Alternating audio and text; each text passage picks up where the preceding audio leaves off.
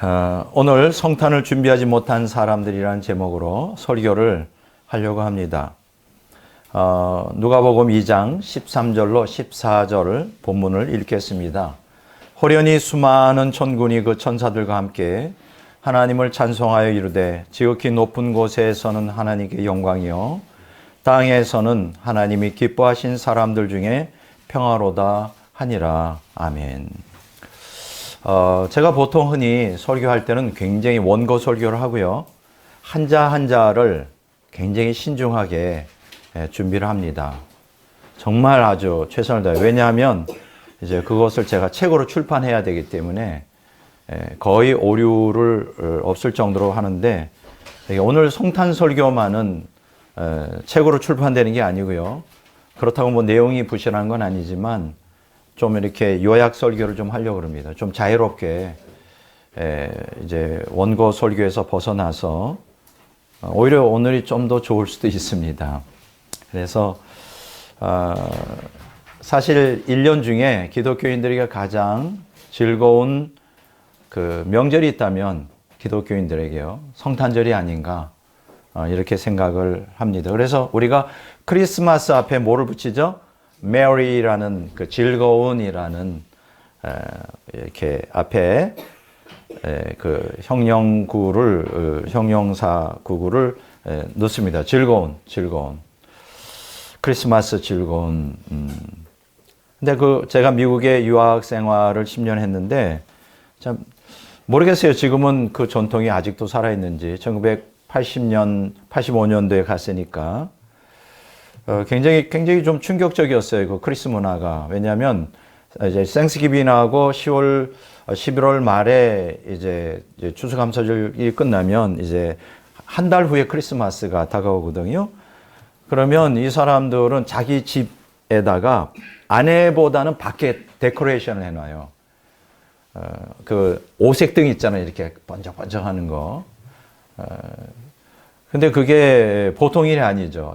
보통 안 하고, 내가 생각할 땐 그 사람들이 1년 내내 돈을 모으는 것 같아. 뭐 지금으로 말하면 그때 막 700~800불 정도 되니까 1000불이면 한 100만 원 되겠죠. 지금은 더 비쌀지 모르겠어요. 그렇게 모았다가 전문가한테 맡기는 거죠. 그러면 전문가가 와서 집 전체를 갖다가 오색등으로 진짜 장식하고, 창문마다 이렇게 전기 촛불 있잖아요. 그렇게 너무 황홀하죠. 근데 중요한 것은 이렇게 도로를 따라 쫙 주택들이 이렇게 쫙 있거든요. 수십 채씩, 막 100채씩. 그러면 한 집도 빠지면 안 돼요. 큰일 납니다. 그러니까 이빨 빠진 것이 돼요. 그래서 아주 미국에 살려면 그게 보통 일이 아닐 것 같더라고. 전부 다 해야 돼요. 그러면 제가 이제 크리스마스 가까우면 그걸 한 달 내내 하는데, 제가 이제 차를 몰고 그 동네를 한 바퀴 이렇게 지나갑니다. 그 구경하는 거죠. 그러니까 동네 전체가 말 그대로 크리스마스 추리인 거예요. 이게 특이한 문화가 있더라고요. 지금 어떤지 모르지만. 그래서 미국 사람들은 그 크리스마스 시즌을 굉장히 즐깁니다. 우리나라도 뭐 좀 그 캐롤송도 있으니 요새는 뭐 이렇게 데시빌 해가지고 그 규제 때문에 이제 뭐 다 사라진 것 같아요. 요번에 그 화이트 크리스마스인데 뭐 8년 만에 엄청 눈이 왔는데, 역시 크리스마스는 화이트가 돼야 되겠죠. 근데 어젯밤에 크리스마스 이브였는데 명동에 거의 10만 명의 사람들이 운집을 했다고 합니다. 거의 10만 명. 발 디딜 틈 없이. 이걸 보면서, 역시 크리스마스라는 게 그 즐거운 크리스마스라는 이미지를 사람들이 즐기고 싶은 마음이 있구나. 뭐 이런 생각을 갖습니다. 제가 이렇게 좀 서론이 좀 길어졌는데, 저는 이제 그런 그냥 즐거운 성탄절, 이 개념을 좀 타파해서 오늘 성탄절의 의미를 좀 파악해 보려고 해요. 그래서 지금 제가 즐겁긴 즐겁지만 좀 생각을 하려고 합니다. 여러분, 성탄절은 그 성육신하신 하나님을 내 탄생을 축하하는 거잖아요. 그래서 그런지 모르지만 한국도 언제부턴가 그 케이크를 성탄절 되면 꼭 사더라고요. 이브 때. 그때가 대목이에요. 케이크를. 아직 저는 케이크를 별로 사보질 않는데, 그래서 주님의 탄생을 축하하려는 건지 아니면 자기네들이 먹기 위해서, 그건 잘 모르겠어요. 물어보지 않아서. 근데 엄청 케이크를 사요. 제가 왜 이 얘기를 하느냐. 미국 사람들은 1년에 2번은 교회를 가요. 보통 때 안 가도 2번은 갑니다. 언제? 부활절하고 크리스마스 때. 그러니까 보통 때는 안 가요. 안 가는데, 그러면 교회 간다는 걸 어떻게 하느냐. 그 새 양말을 사요. 부활절 시즌 되고 크리스마스 시즌 되면 보통 땐 흑인들도 막 살다가 그래도 교회 갈 때는 목욕을 좀 하고 새 양말을 신고 갑니다. 그래서 미국 사람들은 이 미국이 기독교 문화이기 때문에 부활절하고 성탄절은 꼭 합니다. 저도 한국이 그런 문화가 정착됐으면 좋겠다는 생각이 들어요. 크리스마스가 마치 유흥을 즐기기 위한 그 명동에 10만이 몰려 나왔다는데 그거보다는 그때에 교회를 좀 예수님 안 믿는 사람도 또 가난한 교인도 그날만은 교회를 좀 가야 되는 게 아닌가. 왜냐하면 그만큼 부활절과 성탄절은 너무 중요한 기독교에서. 기독교에서 가장 중요한 절기를 따지면 부활절과 성탄절입니다. 그럼 제일 먼저가 뭐죠? 성탄절이죠. 하나님이 인간이 되셔서 우리를 구원하기 위해 이 땅에 오신 거. 그 성탄절의 의미고, 그 오셔서 속죄의 피를 흘리고 죽은 자 가운데서 부활하심으로 구속을 완성한 거. 그러니까 사실은 기독교에서 두 개의 축이 있기 때문에 기독교가 신앙이 존재하는 거죠. 그렇죠? 성탄절, 부활절. 그 중에서도 가장 중요한 건 바로 성탄절이 아니겠는가. 왜냐하면 부활절도 성탄절이 있기 때문에 가능한 거 아니겠는가. 이렇게 생각합니다. 그래서 왜 우리가 성탄절을 중시 여겨야 될까요?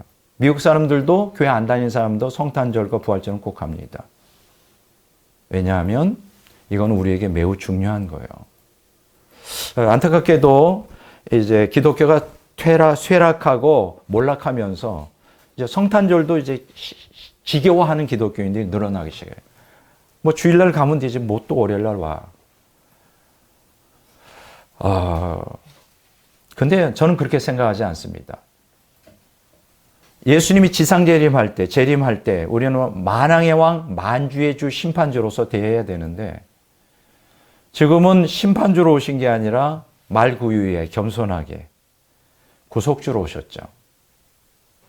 그러다 보니까 너무나 겸손하신 하나님이 말구에 오신 이 겸손하신 주님을 생각하면 우습게 보이는 거예요. 하나님이. 그렇죠.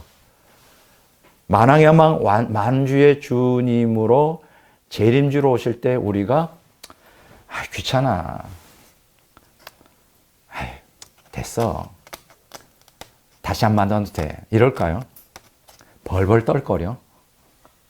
그 영광과 두려움 앞에 얼굴도 못 눕고 거의 죽은 자처럼 떨 거예요. 그만큼 우리가 주님이 누군지를 잘 모른다는 거예요. 그렇죠? 그래서 좀 얘기가 좀 길어졌지만 오늘 그래서 성탄절의 의미를 좀 되새겨보고 싶습니다. 그냥 메리 크리스마스 눈 오고 즐겁고 전 좋습니다. 지금도 저는 즐거워요. 몸은 늙어가고 있지만 제 마음은 중고등학교 때 중등부, 고등부 때에 온라인 하면서 난 그때를 잊을 수가 없어요. 또 새벽송하고 떡국 먹고 새벽송하고 주일 아침 11시에 예배 드리는데 그때는 다 졸죠. 밤새웠으니까 목사님 설교할 때. 그래도 그 추억이 여전히 남아있어요. 그 성탄절이 지겹고 눈 오는 게 지겨우면 이제 갈 때가 된 거죠. 이 땅을. 떠날 때가 된 거예요. 저는 여러분들이 몸은 늙어가지만 마음만은 성탄절을 이렇게 동경하고 그러한 그 마음을 잃지 않았으면 좋겠다 이런 생각합니다. 자, 오늘 본문 말씀에 보면 아주 중요한 얘기를 하죠. 사실 누가복음 2장 13절 14절에 보면 이제 목동들이 들에서 양을 치고 있는데 천사장이 한 사람이 딱 나타나고 천사들이 와서 하나님을 합창합니다. 그러면서 뭐라 그래요? 하늘에는 하나님께 영광이요, 땅에는 하나님이 기뻐하신 사람들 중에 평화로다. 원래 본문 말씀에 보면 개역개정이 이게 번역이 틀렸어요. 그 천사들이라고 번역이 됐는데 이거는 틀린 겁니다. 원에 보면 천사라고 되어 있어요. 그래서 개역성경이 오히려 정확히 번역했어요. 그 천사. 누굴까요? 가브리엘 천사장이죠. 어쨌든 여기서 보면 하나님이 기뻐하신 사람들 누굴까요? 하나님이 기뻐하신 사람들에게는 평안하다. 그런데 우리가 이렇게 이제 빅 타이틀은 하늘에는 하나님께 영광이고 땅에서는 사람들 중에 평화다. 이게 교황이 매년 이제 메시지 할 때 그거 하면서 뭘 항상 얘기해요. 전쟁을 멈춰라. 예수님이 이 땅에 평화를 주기 위해서 왔다. 이렇게 말하는데 이거 틀린 겁니다. 여기서 말하는 평화 누구에게 있을까요? 하나님이 기뻐하시는 사람들 가운데 평화예요. 온 세상 사람들에게 평화가 아니에요. 지금 그걸 설명하려고 합니다. 하나님이 기뻐하시는 사람들 가운데 평화. 여기서 기뻐하시는 사람들이 유도키아라고 헬라어로 되어 있는데 이게 무슨 뜻일까? 이제 번역이 하나님이 기뻐하시는 사람들이라고도 번역할 수 있고요. 하나님이 사랑하시는 사람이라고도 번역할 수 있고요. 하나님의 은총을 받은 자라고 번역할 수 있어요. 이렇게 다양하게 유도키아라는 단어가 번역이 돼요. 그러니까 평화, 하나님의 평강이 누구에게 임할까? 온 세상 사람들에게 예수님 오셨다고 임하는 게 아니라 하나님이 기뻐하시는 사람들. 그러면 하나님이 기뻐하는 사람들은 누굴까? 하나님이 사랑하는 사람들이에요. 그럼 하나님이 사랑하는 사람들은 누굴까? 하나님의 은총을 입은 자들이에요. 이렇게 이제 우리가 설명할 수가 있습니다. 그러니까 성탄절은 사실 믿지 않는 사람들도 메리 크리스마스예요. 뭐 요새도 계속 그런지 모르지만 그 술꾼들에게는 성탄절이 정말 큰 이벤트죠. 늦게 가고 친구들하고 또 술집에서 진창 마시고 징글벨 부르면서 집에 이제 들어가던. 그래서 불신자들에게 성탄절은 먹고 떠들고 즐기고 쾌락을 누리는. 그들에게도 즐거워요 어쨌든. 근데 그게 일시적이지. 술 먹고 그 다음날 성탄절에는 아주 그냥 몸이 그냥 너무 술 많이 마신 그 후유증으로 몸이 괴로운. 기독교인들은 그런 게 아니에요. 진짜 우리 기독교인들이 기뻐해야 되는 이유는 뭐냐면 하나님이 기뻐하는 사람들이기 때문에. 그리고 하나님이 사랑하고 하나님의 은총을 받은 자. 그래서 이 성탄절의 기쁨은 성탄절만 있는 게 아니라 지속이 되는 거죠. 그렇죠? 그걸 얘기하는 거예요. 자, 그러면 하나님이 기뻐하는 사람들, 하나님이 사랑하는 사람들, 하나님의 은총을 받은 사람이 누구냐? 거기 보면 요한복음 1장 10절에서 13절에 그게 답이 나와요. 예수님이 세상에 오셨는데 세상이 그를 알지 못하고 자기 땅에 왔어요. 근데 자기 백성이 영접지 않았어요. 지금 제가 여기서 얘기하려는 거는 신자냐 불신자냐 그걸 얘기하는 게 아니라 언약 백성이라 말하는 신자들 가운데 두 부류가 있더라. 자기 땅에 자기 땅에 왔는데 자기 백성이 영접지 않았다 이거예요.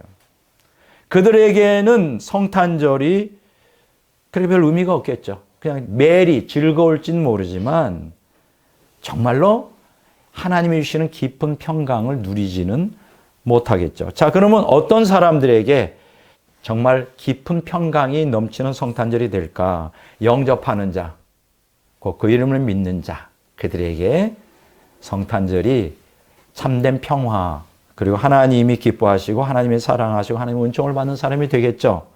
영접하는 자. 그러면 여기서 말하는 영접하는 자는 누굴까? 로마서 5장 1절에 보면 믿음으로 의롭다 하심을 받고는 자. 그러니까 예수님을 믿는 자예요. 진심으로. 지금 여기서 얘기하는 거는 그냥 교회를 다닌다는 뜻이 아니라 진심으로 예수님을 나의 주인으로 믿고 신뢰하고 따라가는 자. 그런 사람들은 어떻게 된다? 의롭게 된다. 여기서 의로움이라는 게 두 가지예요. 첫째, 하나님과의 관계가 올바라지고 두 번째로는 실제적인 하나님의 의로움을 따라 변화가 된다. 이런 뜻이에요. 그런 사람들은 어떻게 될까? 여기 보면 주 예수 그리스도로 말미암아 하나님과 화평을 누린다. 아까 제가 뭐라 그랬어요? 그 기뻐하시는 사람들 관계에 뭐라고? 평강, 평화, 화평 같은 에이렌의 단어예요.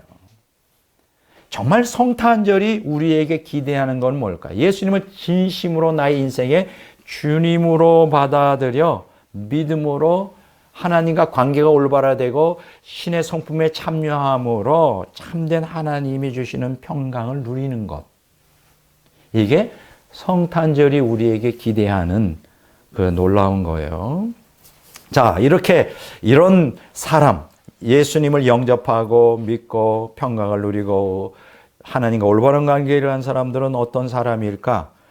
그거는 바로 깨어 준비하는 사람이다. 깨어있는 사람들. 깨어있는 사람들. 누가복음 12장 35절에서 53절에 보면 그것을 교훈해 줘요. 자, 오늘 제가 제목이 뭐죠? 성탄을 준비하지 못한 사람들을. 준비라는 단어를 썼어요. 그러면 어떻게 해야 성탄절에 만왕의 왕 만주의 아기 예수로 오신 구주 예수 그리스도를 영접할 수 있을까? 그것은 뭐냐 하면 깨어 있어야 돼요. 여기 보면 누가복음 12장 35절 53절에 보면 깨어 준비하라 그랬어요. 성탄을 준비할 수 있는 사람은 깨어 있는 거예요. 여기서 깨어 있다는 건 영적으로 깨어 있는 걸 얘기하죠. 그러면 영적으로 깨어 있지 못하는 건 뭐예요? 자, 영적으로 깨어 있다는 것은 35절에 허리에 띠를 띠고 등불을 켜고 서 있으나 너희는 마치 그 주인이 혼인집에서 돌아와 문을 두드리면 곧 열어주려고 기다리는 사람과 같이. 뭐예요? 깨어 있는 거죠, 항상. 잠자면 주인이 오는데 아이고 모르겠다 그냥 넘어가는 거죠. 그러면서 40절은 뭐랬어요? 너희도 준비하고 있으라. 그러면 준비하는 사람의 특징이 뭘까요? 지혜 있고 진실한 청직이에요. 42절에. 지혜 있고 진실한 청직. 그러니까 믿는 성도들에게 중요한 게 뭘까요? 진실해야 돼요. 신앙이. 지혜가 있어야 돼요. 여기서 지혜는 세상 지혜가 아니라 하나님의 지혜. 깨어있는 사람들은 영적 지혜를 당연히 갖게 되는 거예요. 세속에 물들지 않고 세상 사람들처럼 메리 크리스마스 그냥 진탕 놀고 즐기고. 여러분 착각하지 오해하지 마세요. 기독교인들도 즐길 수 있습니다. 기독교인들은 매일 거룩 찬송만 부르고 저 그러지 않아요. 저도 즐겨요. 눈 오는 보면 창밖에서 막 좋고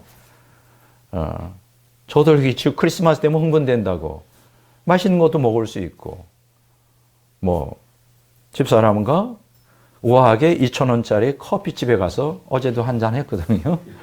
즐겁더라고. 꼭 돈만 있어야 뭐 크리스마스인 줄 알고 있는데 아니에요. 너무 행복하더라고요. 그냥 이렇게 성탄절 우리 파티하자. 2,000원짜리 커피 탁 마시면서. 자, 그러면 성탄을 준비하지 못한 사람들의 특징이 무엇이냐? 여기 보면 나와요. 42절 후반부에 보면 43절 보면 주인의 뜻을 알고도 준비하지 아니하고 그 뜻대로 행하지 아니하는 종. 알아요, 머리로는. 머리로는 안다고. 머리로는 예수님 믿어요. 메리 크리스마스, 성탄절. 다 알아요. 그런데 뭐냐면 준비하지 않고 있는 거예요. 준비하지. 그러면 어떤 사람이 준비하지 않고 있느냐? 여기 보면 그 특징이 나와요. 남녀 종들을 때리며 먹고 마시고 취하고. 이거 뭐냐면 방탕하게 사는 거지. 세속적으로 살아가는 거예요. 세상 사람들처럼 세상 문화에 젖어서 그냥 살아가는 자. 기독교인이 그러면 안 된다는 거예요. 그거는 성탄을 준비하지 못한 사람들의 특징이에요. 자, 그러면 예수님 성탄을 하셔서 이 땅에 오신 예수님이 하시는 일은 뭐냐? 가르는 역사예요. 언약 백성 가운데 진짜와 가짜를 준비해요. 준비한 사람과 준비하지 않는 사람을 갈라요. 그래서 우리는 이 성탄절을 맞이하여 성탄을 준비한 사람 무리에 속해야 되지 성탄을 준비하지 못한 사람의 무리에 속해서는 안 된다. 그걸 여기서 말씀드리고 싶어요. 그러려면 어떻게 된다? 깨어 준비하라. 깨어 있어야 된다. 누가복음 12장 35절 53절의 그 맥락에 보면 내가 불을 던지러 왔다 그랬어요. 그래서 내가 세상에 화평을 주러 온 줄로 아느냐. 보세요. 예수님 오신 건 세상에 그냥 무조건 평화다, 전쟁이다. 아니에요. 그 기뻐하신 사람들 가운데. 여기서 기뻐한 사람들 누구라 그랬죠? 예수님을 진심으로 영접하는 자, 믿는 자, 또 그래서 하나님과 평강을 누리는 자, 깨어 준비하는 자가 정말로 화평을 누리지 모든 그냥 종교적으로 뭐 교회 다니고 그냥 단순히 뭐 가난한 교인들 그 사람들이 화평을 주러 온 게 아니에요. 그래서 이런 역사가 있어요. 한 집에 5사람이 있어 분쟁가 돼 셋이 둘과 둘이 셋고 하리니 아버지와 아들과 아들이 아버지와 어머니가 딸과 딸이 어머니와 시어머니가 며느리와 시어머니 분쟁하리라. 보세요. 갈라진다. 오늘 성탄절을 맞이하여 다시 말씀드립니다. 우리는 성탄을 준비하지 못한 사람들 부류에 속하지 말고 성탄을 준비한 성도들이 돼야 되겠다. 자, 그러면 제가 간단하게, 정말 간단하게, 오늘 뭐 길게 안 합니다. 성탄을 준비한 사람들 5명을 소개하겠어요. 간단하게, 너무 재밌어요. 두 번째, 성탄을 준비하지 못한 사람들 세 부류를 소개하겠어요. 그러면 성탄을 준비한 5사람은 어떤 특징을 갖고 있었고, 그걸 사람들은 깨어있다 그랬잖아요. 그럼 성탄을 준비하지 못한 사람들은 세 부류인데 어떤 특징을 갖고 있을까? 깨어있지 못했다 그랬죠. 그럼 깨어있다는 거는 뭐예요? 세상에 물들지 않고 이렇게 한 사람이다. 첫째, 누굴까요? 마리아, 성탄을 준비한 사람. 누가복음 1장 26절에서 56절에 보면 너 처녀에게 뭐라 그래요? 가브리엘 천사가 너 잉태할 거야. 아니, 처녀가 배 나오면 그때 당시에 아기를 뵈면 돌에 맞아 죽는데 어떻게 했어요? 순종했죠. 이게 진짜 성탄을 준비하는 사람들. 우리는 내 뜻을 버리고 내 머리로는 이해가 안 돼요. 이렇게 눈도 오는데 꼭 백목사가 성탄절 어저께 주일인데 오늘까지 또 와야 돼? 머리가 이해가 안 되지. 와야 돼요. 축하하러 와야 된다고. 만왕의 왕 만주의 주의 탄생을 뭐 케이크는 못 사더라도 축하 예배는 와서 축하해야지. 지금 안 하면 심판날에 만왕의 왕의 심판대 앞에서 만나야 될 거예요. 마리아는 어떤 순종하는 사람이었어요. 이게 성탄을 준비하는 사람들의 특징입니다. 여러분, 처녀가 잉태하면 죽어요, 그때는. 약혼기간이었는데 이거는 다른 남자하고 불륜을 저질렀다, 간음을 했다가 돌에 쳐 죽은다. 그래도 그걸 각오하고 주님 뜻에 순종했다. 두 번째, 요셉이에요. 마태복음 1장 18절 25절에 요셉은 굉장히 아주 의롭고 선하고 착한 사람이에요. 근데 자기 그 약혼녀가 임신했다는 걸 알게 되죠. 충격이지. 아니, 어떻게 글쎄, 마리아가 그런 거예요, 요셉한테. 저기요, 할 말이 있는데, 내가 그 방앗간 지나가는데, 어느 날 갑자기 임신했어요? 말이 되냐고. 방앗간 지나가다 왜 임신하냐고. 아니, 어떻게 혼자 스스로 뭐, 처녀 잉태를 하냐고. 말이 안 되지, 요셉이. 그래, 막 고민했어. 보통 남자 같았으면 까발려가지고 저 여자 돌에 쳐 죽여야 된다 해서 그렇게 할 수는 없는 거예요. 조용히 끊으려고 그랬어. 너무나 괴로워가지고 조용히. 그런데 가브리엘 천사가 나타나죠. 가브리엘 천사가 나타나서 걱정하지 마. 마리아가 성령으로 잉태한 사람이야. 데려와. 그랬더니 어떻게 했어요? 믿었어요. 마리아는 순종하고 요셉은 믿었습니다. 의심 갈 수도 있잖아요. 이거 괜히 헛개비 본 거야? 가브리엘 천사가 얘기하는 그냥 믿고 자기 아내를 데려왔어. 야, 대단한 결단이죠. 대단한 결단이에요. 성탄을 준비한 사람입니다. 세 번째, 동방박사들. 마태복음 2장 1절에 12절에 보면 이 사람들이 동방에서 왔다 그래요. 뭐 여기에 대해서는 뭐 이견이 많아요. 동방매기라 그러는데 그때 이제 아라비아 쪽에는 박사들이 이제 우리 여러분 다니엘서 보면 박사 있잖아요. 황제 밑에서 점을 쳐주고 뭐 그런 사람이라는 사람도 있는데 뭐 정확한 건 잘 모릅니다. 동방박사 뭐 세 사람이라는데 뭐 스토리가 보면 네 사람이 쫓아오다가 한 사람은 몇 달 동안 오니까 지겨워가지고 힘들고 한 사람은 떨어나가지고 끝까지 세 사람이 왔다. 그건 난 잘 모르겠어요. 어쨌든 동방박사 세 사람이라 그러는데 이 사람들은 이 별을 연구하는 사람이에요. 신앙도 있었어요. 뭐 자세한 건 내가 말씀 못 드리지만 원시복음 전통 가운데 이 조라스터교도 있었고 이때 당시에 하나님을 믿는 신앙이 계속 이어져서 메시아의 별이 있다는 계시를 받고 그거를 수년 동안 연구하다가 메시아의 별이 뜬 거예요. 이 사람들이 합심해서 메시아를 찾으러 온 거지. 산 넘고 물 건너. 한번 생각해 보세요. 이게 쉬워요? 어려운 거예요. 그냥 별만 보고 온 거예요. 별만 보고. 그 몇 날 몇 달을. 우리도 이러한 갈망과 추구가 있어야 된다는 거예요. 진리에 대한. 이게 성탄을 준비하는 사람들의 특징이에요. 우리는 마음으로 믿는 게 아니라 몸으로도 헌신해야 돼. 교회 나와야 돼. 성탄절은 이게 얼마나 중요한 기독교의 최고의 그렇죠. 전 세계가 오늘 다 예배를 드리는 거예요. 미국처럼 나이롱 신자들도 최소한도 1년에 2번 부활절과 성탄절은 반드시 교회 갑니다. 그만큼 중요한 우리에게는 중요한 절기예요. 동방 박사들처럼 우리는 본받아야 된다. 산 넘고 물 건너 얼마나 힘들어. 성탄을 준비하냐. 네 번째는 뭐냐. 누가복음 2장 8절에 18절에 목동들이에요. 여기 목자라고 되어 있는데 목자가 아니에요. 가나안 대부분 그때 당시에 팔레스타인에는 대부분이 가난해. 90% 이상이 정말 극빈자예요. 한 1%가 최고의 부자고 나머지는 9% 정도는 그래도 괜찮겠어. 그러니까 소수의 지주들이나 소수의 사람들이 다 갖고 있는 거예요. 목축업을. 그리고 그 밑에 목동을 쓰는 거지. 안 그렇겠어요? 주인이 못하러 밤을 세우겠어요. 돈을 주고 밤을 세워 이 사람들이 목동들을. 그러니까 비천하죠. 직업이. 그렇지만 이 사람들은 졸지 않았죠. 충성이에요. 충성. 하나님이 저는 신학자인데 신학자가 될 자격이 없어요. 사실. 제가 머리가 좋은 것도 아니고 뭐 하버드 대학 나온 것도 아니고. 근데 왜 나를 갖다가 이 마지막 시대에 신학자로 택해 신적 지혜를 주시면서 20권의 책을 좀 출판하도록 목숨을 걸고 그거를 작업하게 했느냐. 하나님 나한테 본 건 딱 한 가지예요. 충성심이에요. 신실한 거예요. 저는 진리에 목숨을 걸고 있어요. 그리고 한 번 약속한 거는 절대 어기는 법이 없습니다. 인간과의 관계도 마찬가지예요. 그래서 저는 인간과 한 번 관계를 맺으면 평생 가요. 상대방이 나를 배반하지 않는 이상은 제가 먼저 끊는 일은 한 번도 없었어요.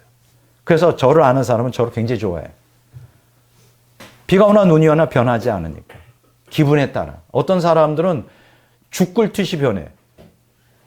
내 마음에 맞으면 그 사람 좋아하고 수틀리면 그냥 또 확 끊어버려. 그런 사람들 꽤 많아요.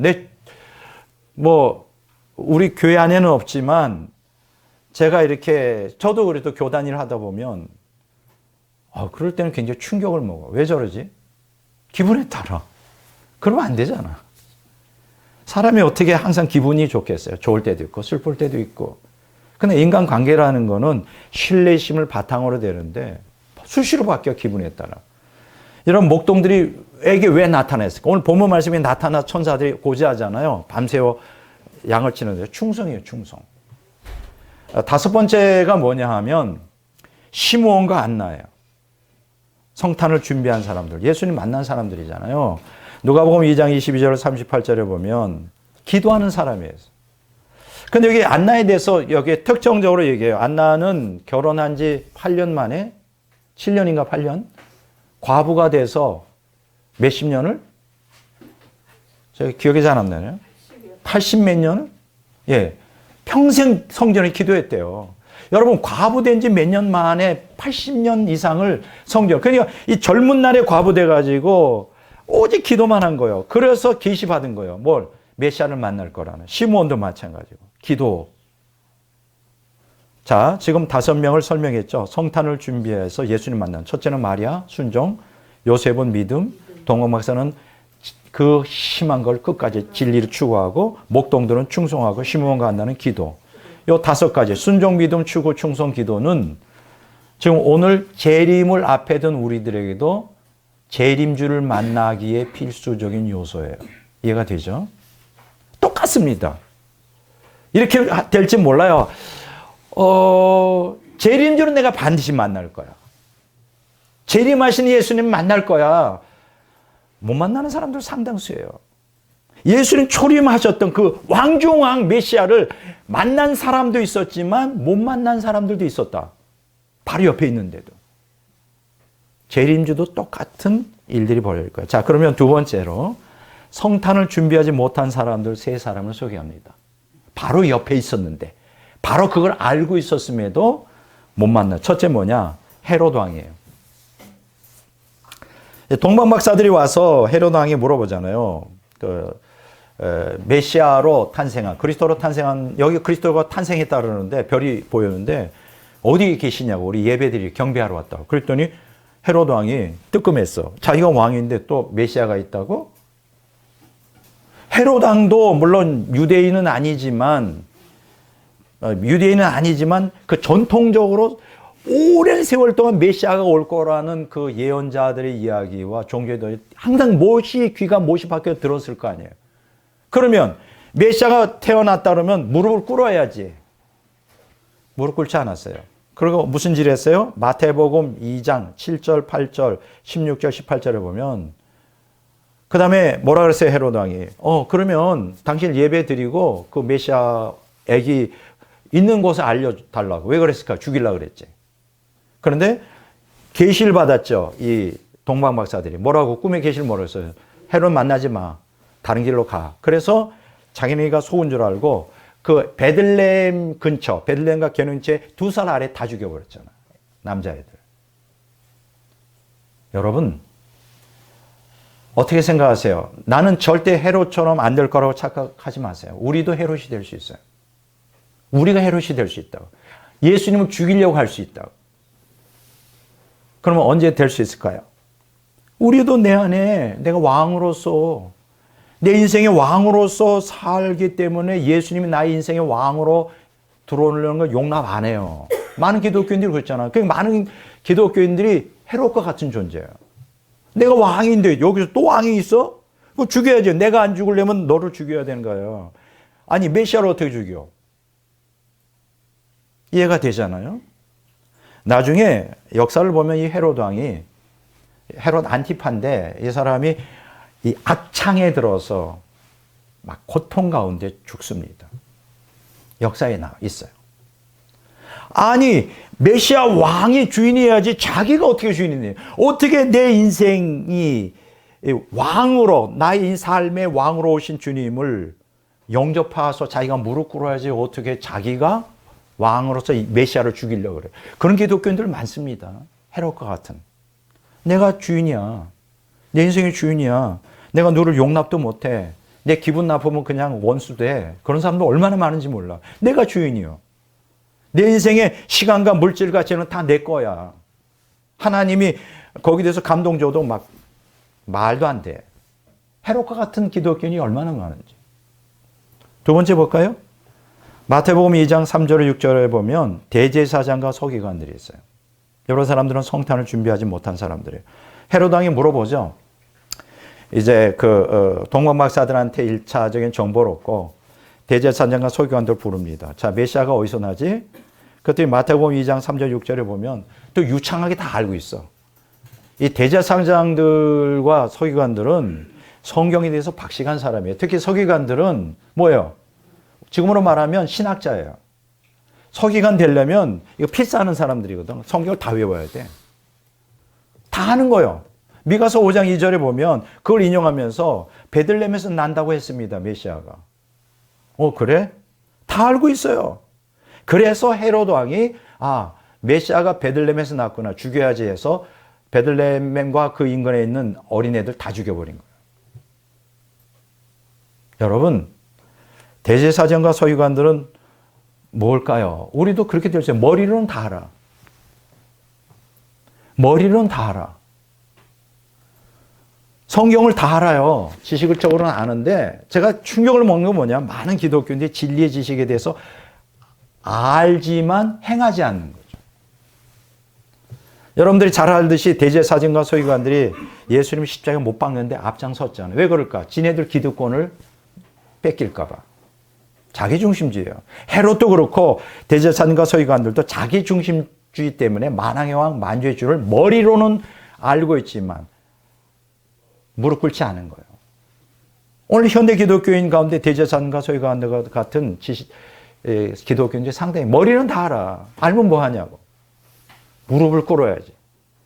세 번째 부류가 있어요. 성탄을 준비하지 못한 사람들. 누가복음 2장 7절에 보면 베들레헴의 여관 주인이요. 그 예수님 영화 보면 이렇게 퉁퉁한 아줌마가 여관 주인으로 이제 마리아가 나귀 타고 배가 불러서 문을 뚫으니까 누구시오? 하고 나오는 그게 나오는데 여관에 자리가 없었다 그랬어요. 여러분 한번 상상해 보세요. 그때 당시에 로마 황제가 자기 고향에 가서 호적을 하라 그래. 왜냐하면 세금도 걷고 뭐 여러 가지 군사적인 것들을 이제 통계를 얻기 위해서. 그래서 다 이제 자기 태어난 고향으로 갔었는데, 근데 베들레헴이 막 문전성시를 이루는 거죠. 내가 여관 주인이라면 어떻게 할까? 보통 평범할 때는 5만 원 받던 거를 대박이야.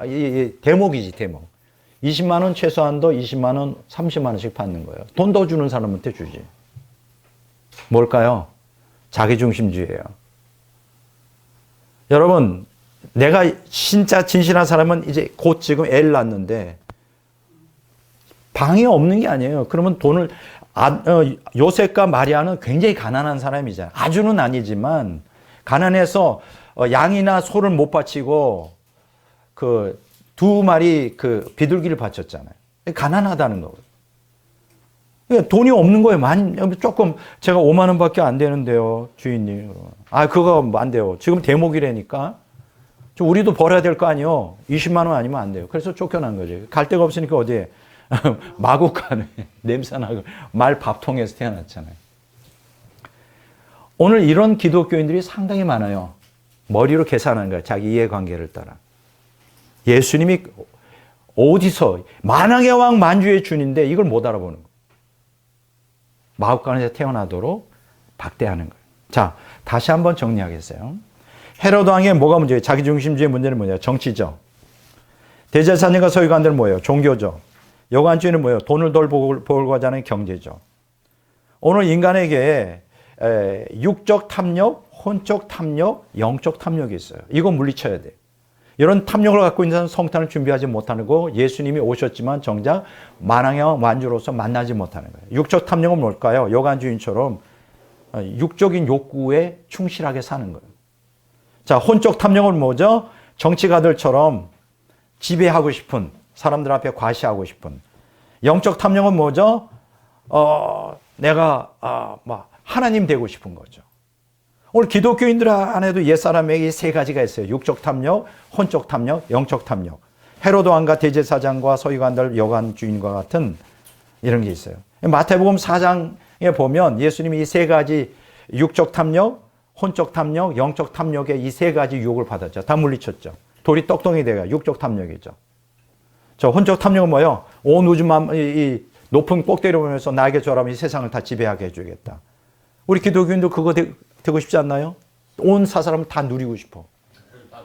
예. 그리고 세 번째 뭐예요? 성전 꼭대기에 올라가서 떨어져라. 이거 뭐야? 영적 탐욕이죠. 와. 혹시 저 사람 구주 아니야? 뭐 이런 거. 이런 거. 이런 그 육적, 영적, 그 혼적, 영적 탐욕이 우리 안에 있다고요.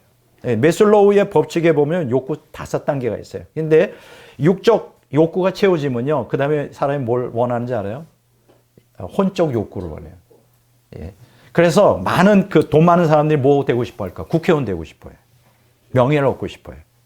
그리고 그것만 가지고 만족 못하는 사람이 있어요. 뭐요? 영적으로도 욕구를 채우고 싶어요. 자기 실현 욕구.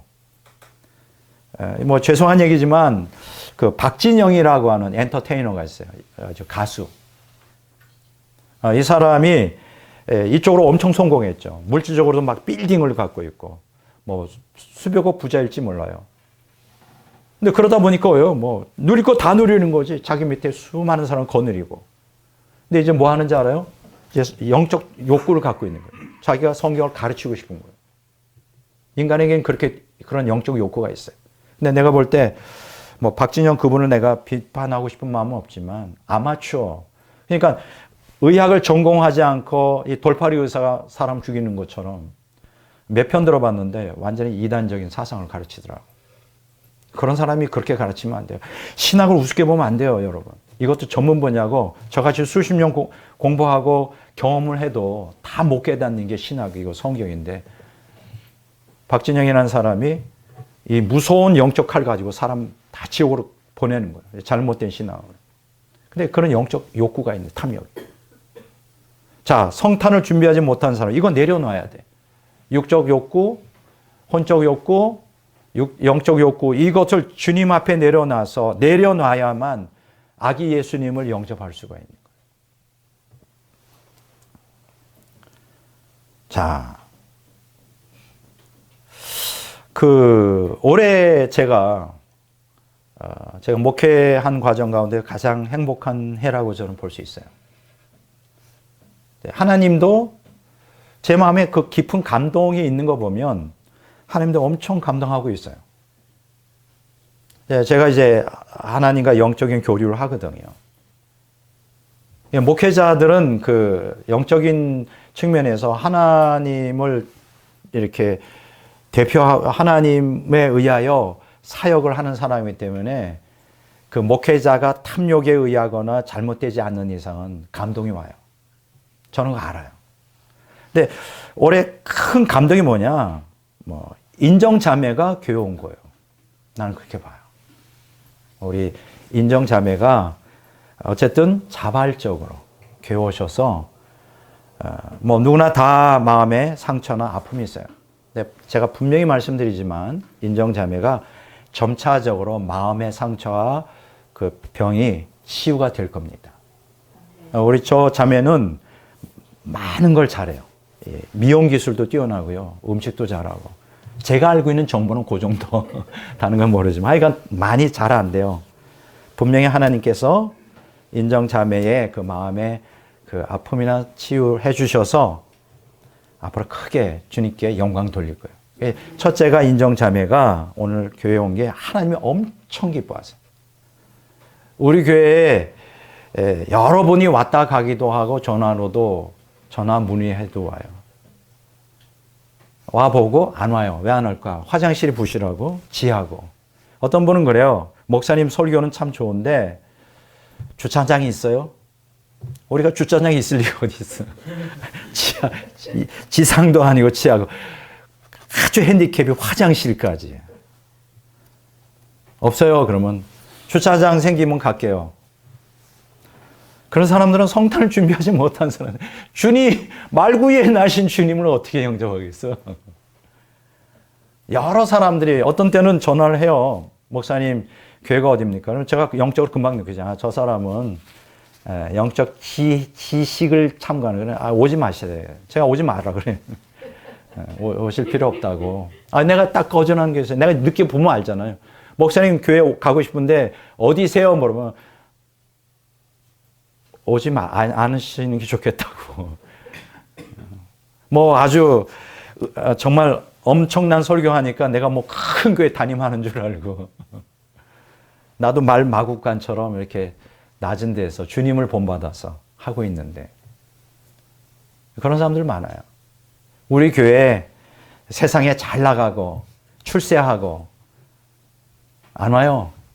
오라 그래도 안 와. 권면해도 안 와. 근데 하나님은 그런 거 기뻐하지 않아요. 인정자매 같은 분. 또 얼마 전에 문주 형제가 우리 교회로 왔잖아요. 어머니까지 모시고. 어머니 안 모시고 하면 난 교회 안 간다. 막 결심을 하고. 이런 분들은 굉장히 기뻐하세요. 하나님 굉장히 기뻐하십니다. 바로 천국이 저들의 것이에요. 저는 그렇게 생각을 합니다. 누가복음 14장 14절 16절 24절에 보면 큰 잔치 비유가 있어요. 왕이 큰 잔치를 배설해 놓고 사람을 청하는데 오라고 다 준비되어 있다고. 근데 뭐라고 하는지 알아요? 핑계를 대는 거예요. 나는 밭을 사서 아이고 바빠서 못 간다. 나는 소 5결이, 5개, 한 결이가 뭐예요? 12마리, 예? 한 결이가 12마리. 그럼 5결이는 뭐예요? 완전 부자네 이거. 5결이면 60 몇 마리예요? 60둘? 12, 2, 50, 60마리? 60마리예요. 이거 사서 시험하러 가. 나 바빠. 세상에. 거절했어요. 또 어떤 사람? 장가 들었어. 어떤 사람은 밭을 사서, 어떤 사람은 60마리의 소를 사서, 어떤 장가들은 못 가겠다는 거예요. 만왕의 왕 만주의 주님이세요. 그렇기 때문에 뭐라 그래요? 집주인이 화가 났어. 종에게 뭐라 그래요? 가난한 자들, 몸 불편한 자들, 맹인들 다 오라 그래요. 그러면서 뭐라 그래요? 전에 청함을 받았던 사람은 하나도 내 잔치를 맛보지 못하리라. 기독교의 진리는 참 이상해요. 예수님이 만왕의 왕 만주의 주님 마국간에 나셨다는 게 이상해요. 이상한 역설적인 진리예요. 우리가 낮은 마음, 겸손한 마음이어야만 주님을 성탄의 주님을 만날 수가 있다는 거예요. 그걸 내가 여러분들에게 말씀드리고 싶어요. 오늘 성탄을 준비하지 못한 사람들을 쭉 제가 설명을 했죠. 어떤 사람이 성탄을 맞이하여 준비 영적으로 영접하여 믿고 그리고 하나님의 평강을 깨어 준비하는 사람. 깨지 못한 사람들은 누구고 깨인 사람은 누구라는 걸 설명했죠. 성탄을 준비한 깨어있는 사람 마리아, 요셉, 동방박사들, 목동들, 시므온과 한나, 순종, 믿음, 추구, 충성기도. 성탄을 준비하지 못하는 헤로드 왕, 대제사장과 서기관들, 여관주의. 뭐예요? 육적 욕구, 혼적 욕구, 영적 욕구를 극복하지 못해. 자기중심주의죠. 정치, 경제, 종교에 매여서 주님을 모셔드릴 수가 없는 거예요. 그 주님을 죽여야 되는 거예요. 오늘날 교회 안에 이런 사람들이 얼마나 많아요. 기독교인이라고 하면서 주님을 죽여. 헤롯처럼, 대제사장과 서기관들처럼, 여관 주인처럼 무시해버려요. 그러면 안 되는 거예요. 그들한테는 기회가 없는 거예요. 구원의 기회가 없는 거예요. 나는 오늘 성탄절을 맞이하여 우리 모두가 이렇게 성탄을 준비한 사람들처럼 우리 모두가 겸손하고 정말로 마을 구유에 나신 그 주님을 영접함으로 그 하나님이 기뻐하시는, 하나님이 사랑하는, 하나님의 은총을 받는 그 평강을 누리는 우리 모든 성도들이 되시기를 주의 이름으로 축원합니다.